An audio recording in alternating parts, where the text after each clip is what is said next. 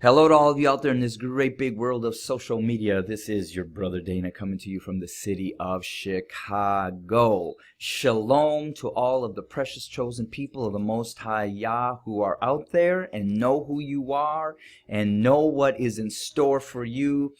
May you be encouraged until that comes to fulfillment. Tomorrow will mark 26 years since I have been serving and living in the inner city of Chicago. Most of you know me for 4 or less years. And so what I decided to do this week is do some videos to share individual stories along my 26-year journey that I know the Most High Yah has used to make me who I am today, and to prepare me for what lies ahead. So that is what I'm doing. I started in May, this Friday, of 1994 while I was still a Moody Bible Institute student. I graduated in the spring of 96 and I moved into the Rogers Park community in the fall of 94 in an apartment that I had asked the Lord to place me in, which was over Morse Avenue, and Morse Avenue at that time was heavily populated with drug dealers and gang members. That's where I wanted to live, because I believed that if that is where God has sent me, then I need to learn and I need to go where the greatest hopelessness in my eyes was seen, and that was our young men out on the streets. Because in my family growing up, when somebody did something, committed a crime that they shouldn't have, especially as a young person, we would gather around and figure out, where was the loophole? What happened that caused this young person to go astray? Was it family life? Was it some type of a situation? Was it a death? Was it a tragedy? And we would do what we could do to restore. And I'm true to that. When you look at a young white man that goes into a school and blows away 18 kids, we take that individual out alive, and then we try to understand where society and us failed that individual. But see, in the black community and with my black family members, because of society, I feel like when we see somebody out on the street selling drugs, or as a gang member, we want to beat them up. We want to arrest them. We want to put them in jail. We want to shame them, instead of looking around and seeing where society and family has failed this young individual. And so that is why I wanted to be with the hopeless individuals, so that I might be able to use my life to speak encouragement to them.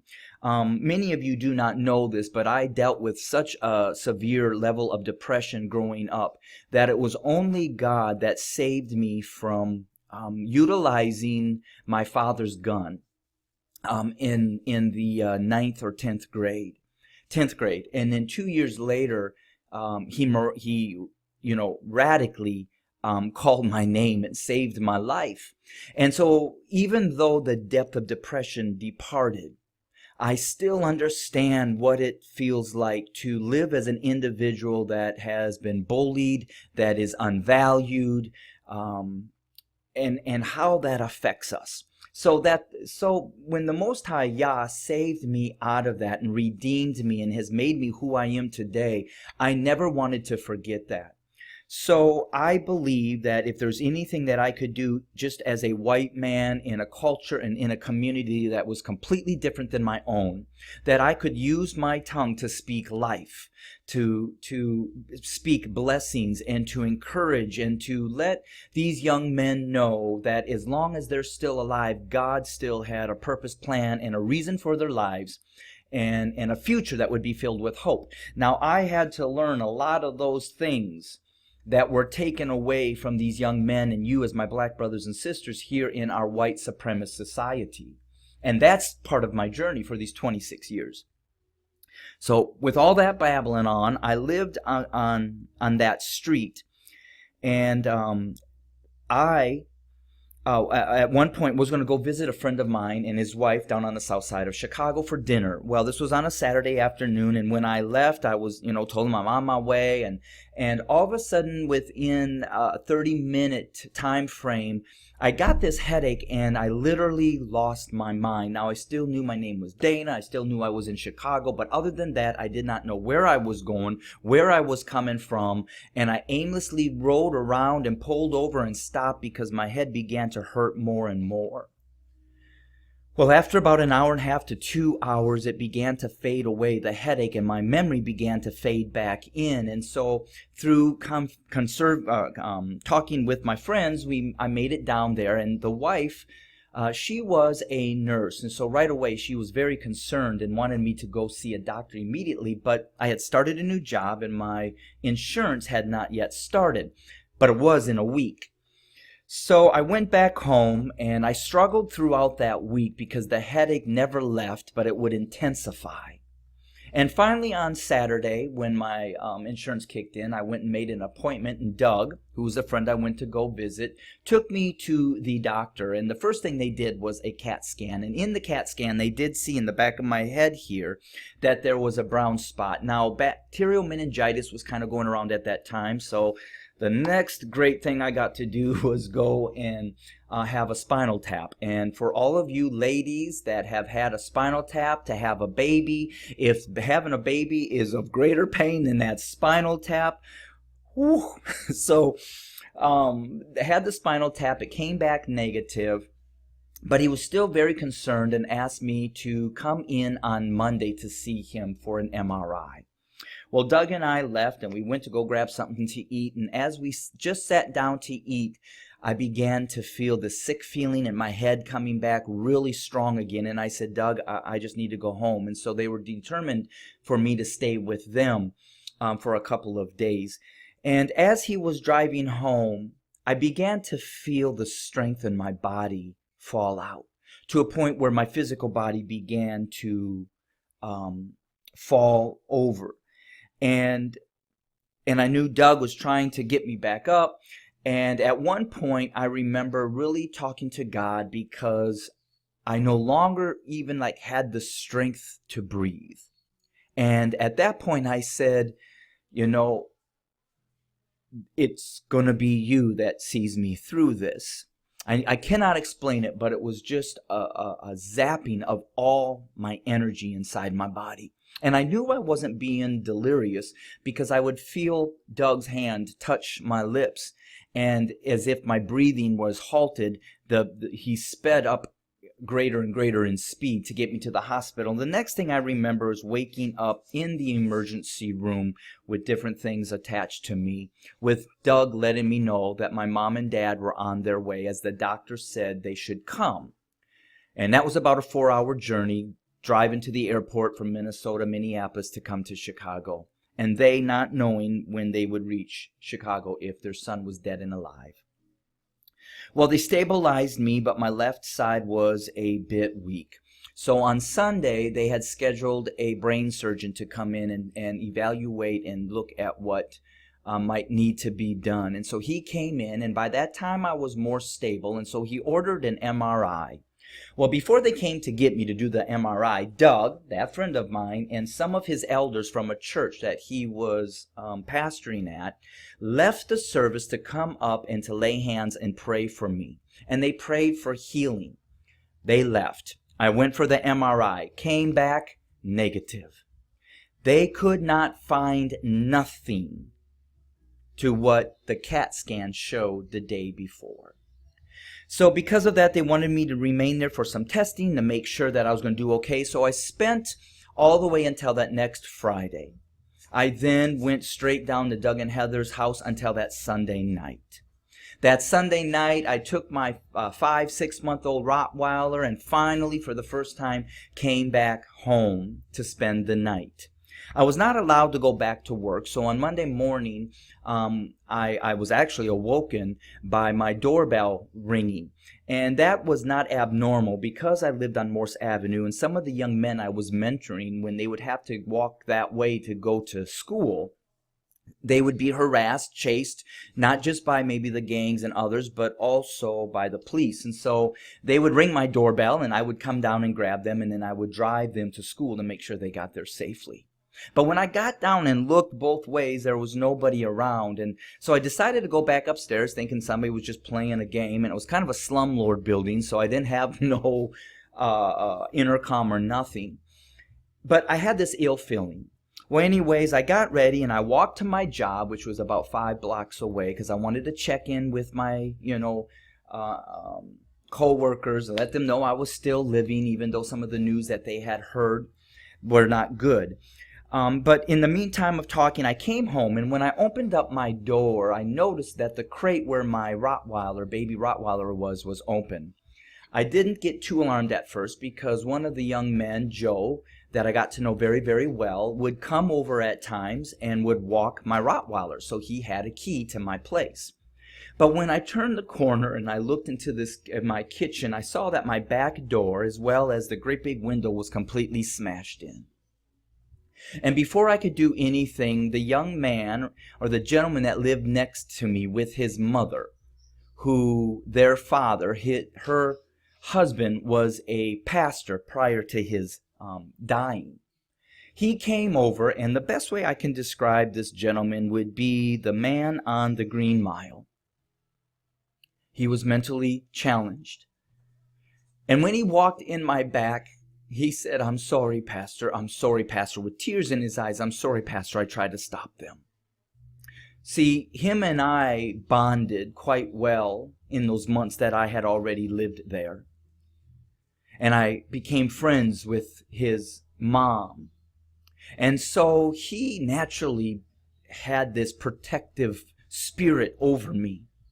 And at that point, he apologized because he felt like he failed me because they were able to break into my home and steal my puppy. Well, we went to the police to give a report, and I got back to my apartment and I sat down, and at that moment I began to weep, and I picked up the phone to call my mom to let her know that I believe God was letting me know that my time there was over, that he was sending me these messages to leave. Up to the time of being robbed, my house was burglarized, or my car was broken into at least 8 or 9 times. I had this brain aneurysm that they finally said was a light stroke, and now my home was burglarized and robbed and my puppy taken. And I remember these words from my mother saying, this time they took your puppy, but next time they might take you. It's time to get out. And so she was going to let Dad know, and they were going to come immediately that next day to pick me up. Well, when I hung up the phone with her, Joe, the young man I mentioned to you, walked into my house with the key. And he looked at me and he said, "Yep, now I know for sure you are going to leave us like everybody else leaves us." And he took my key and he threw it at me and he walked out the door. It was at that moment that I heard the voice say, "This is not me, son, asking you to leave. This is the enemy trying to get you to go." And I called my mother back immediately and I said, "Mom, I cannot go. These hardships or these struggles are not coming from God, but they're coming from the enemy. I need to stay." And I share that story in this moment because it was at that situation when I know that the Lord had opened up the floodgates of bringing in the hundreds and hundreds of young men to the church that I had then worked with for the rest of those years while in Rogers Park. And this is another reason why. This here is Joe Pruitt. This is the young man that I was sharing with you about, that threw the key. And Joe Pruitt, to this day now, here he is absolutely like my son. He was just over to my house the other day. We talk on a regular basis. He lives here in Chicago. He is now married. He's got another child on the way.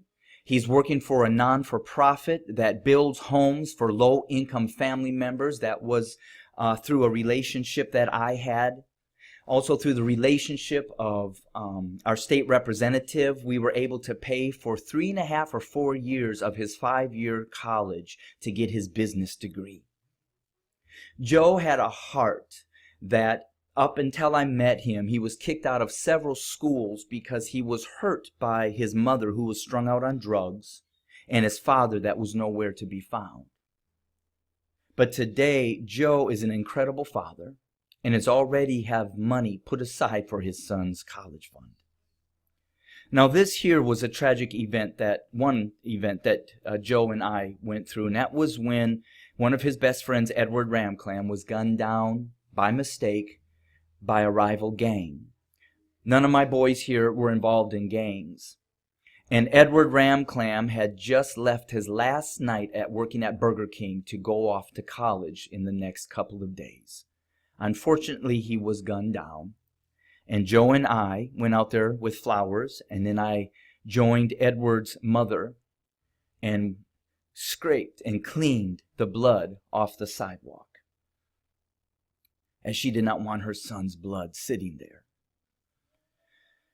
Well, like I said, Joe and I became very close, and this was one of the situations that drew us even closer. And so now, going how many years later, when I'm living here on the west side, I was mentoring the young men that lived as my neighbor. And the youngest of them, Troy, I still talk with him all the time. He went off to the military and now lives in Kentucky, and just literally got off the phone with him yesterday. And then there was Nathan, and Nathan was the youngest.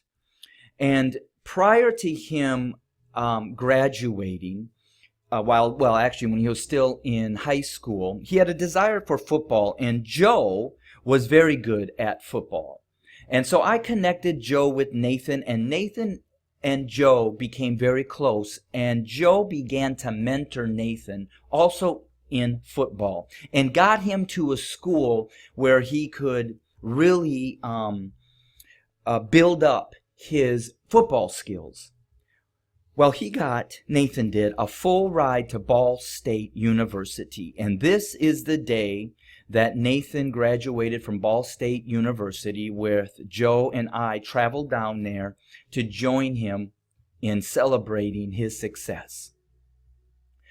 But what happened just months before this graduation is that Nathan's dad, one day when he was sitting out at the porch, I came out and we would chat. He had a rough life. At that point, drugs and alcohol and depression had severely taken its toll on his life. But he looked at me and he said, Dana, he said, when we first moved in here side by side, I said to my family, oh my God, we living next to a damn white man. But he said, over these years, he says, I've become very fond of you. And he said, Dana, he said, will you please watch over my boys? And I looked at him and I said, what do you mean? He said, will you look over my boys? And I said, you know I always will. He said, thanks. A few days later, I got the call that he woke up not feeling well and told Gail that he needed to go to the hospital. And on the way, he told Gail, his wife, that he won't be coming home. And that's exactly what took place. He never did come home. So I have been looking over his boys with great honor. And here is Nathan today. Today, after graduating from Ball State University, the Philadelphia Eagles have hired him as a 23-year-old man to be the assistant defense coach for the Philadelphia Eagles. And that is his fiance, and I was supposed to be at his wedding here this past month, but due to the COVID, we are postponing the wedding until later.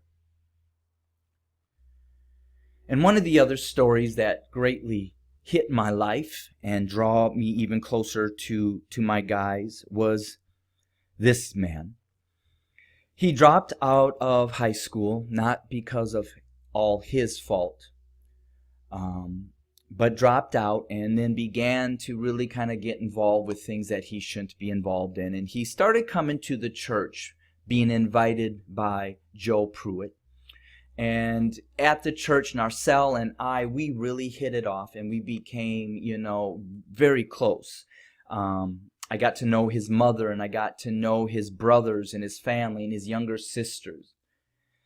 And to the point where when I went home for my brother's graduation, Narcel came home because he had gotten to know my mom and dad as well. And Narcel was one of those guys that he may have looked a little rough, but Narcel had an incredible heart. And he fell in love with my new Rottweiler and would come over to walk him around. But at one point, Narcel changed his life and he got his GED. And then from getting his GED, he started to play ball and show up at the YMCA. And then God showed him favor that the director of the YMCA gave him a job because he saw Narcel speaking life and mentoring and organizing basketball games with the young shorties, as we would call them, coming to the YMCA. That was his heart. He had gotten involved with a beautiful woman and was pledged to be married. Well, his ex-girlfriend did not take kindly to his moving on. And one night at 9 o'clock, I got a call from Mama Gloria that Narcel had been shot.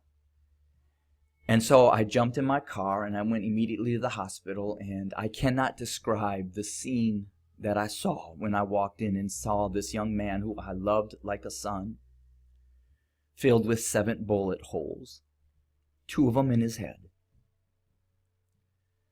And at that time, the doctor came over and said, well, the family said that you are their pastor. And I said, well, yeah. And he said, there's no way that this young man is going to live. We're actually keeping him alive to see if we can convince the mother to give any type of organs that might help save somebody else's life. And so we gathered and we talked and we said goodbye to Narcel as they took him away. It took us a couple of weeks, but we were able to finally raise the finances to give him a home going, even though he did not deserve to go home at that time. And that was a major tragedy that really hit me and hit us. And so here you see Narcel. And then I wanted to point this out to you because this past spring, just slightly over a year ago, I got a call from Narcel's older brother, Andre, letting me know that Mama Gloria had passed away of cancer and that she and they wanted me to do her funeral just like I did Narcel's. And what an honor it was.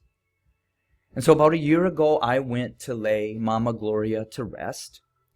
And in this picture, you will see 3 of the boys that showed up out of respect because they too had a great relationship with Narcel and with Mama Love.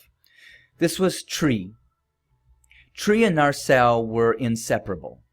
And after Narcel passed away, I did not see Tree again until the funeral.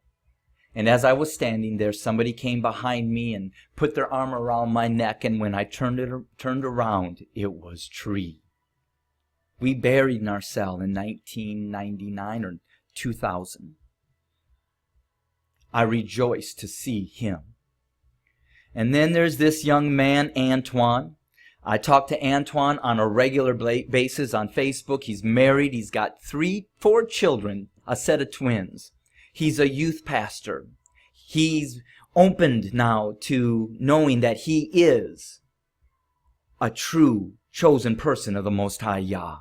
And then you have Reggie right here. Reggie's a DJ. Reggie had some struggles growing up in those years, but Reggie has completely turned his life around. He's married and he's doing absolutely incredible. You know, and I have this. And that is a shirt that Mama Gloria gave me shortly after Narcel passed away, because this was one of Narcel's favorite shirts. And so what I do today is I go to various schools around Chicago, and I do restorative community circles with young people.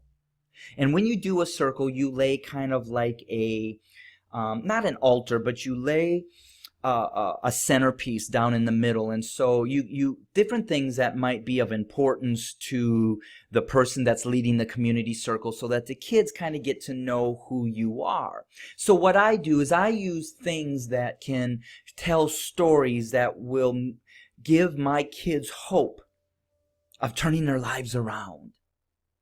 And so one of the things that I do is I use Narcelle's shirt on the ground. And I tell the story of a young man that made the wrong choices, but then at one point he decided that he was going to change his life, and how greatly he changed his life. As an inspiration to all those kids that the Most High Yah allows me to be before in a public school, where I can say, as I said to Narcelle, I can say to all of you in this circle, that I believe that if you're still alive, somebody greater than us has a purpose, a plan, and a reason for your life. And that is why you need to fight and stay alive and get your education and become an incredible man and woman that will transform this society by changing everything that has been done to you. And so I share this story because I believe that day the Most High Yah allowed me to have a decision, maybe even quite like Moses. You can leave and go back to your white privileged life where you don't suffer very much, and turn your back on what you've already seen, the injustices, on these young men that you've grown to love and young women that you've been working with. Or you can choose to stay here, as Moses gave up. And I will never say that I'm all that in a bag of chips, but I will say that I am grateful that the Most High Yah on that day, in that moment, in that brief second, gave me the grace of His strength to choose no to my flesh and say yes to His will and His way. Because remember, my verse was also, I've been bought with a price, and I no longer belong to me, but I belong to Yeshua HaMashiach, to the Most High Yah. I am His servant. I belong to Him, and I need to do what He's called me to do. So again, thank you. Thank you for going along with me on this story and in some of these stories of this 26-year journey, to see how the Most High Yah works together all things for our good. And I pray, and I pray, and I pray, my life gives Him now all the glory. Shalom.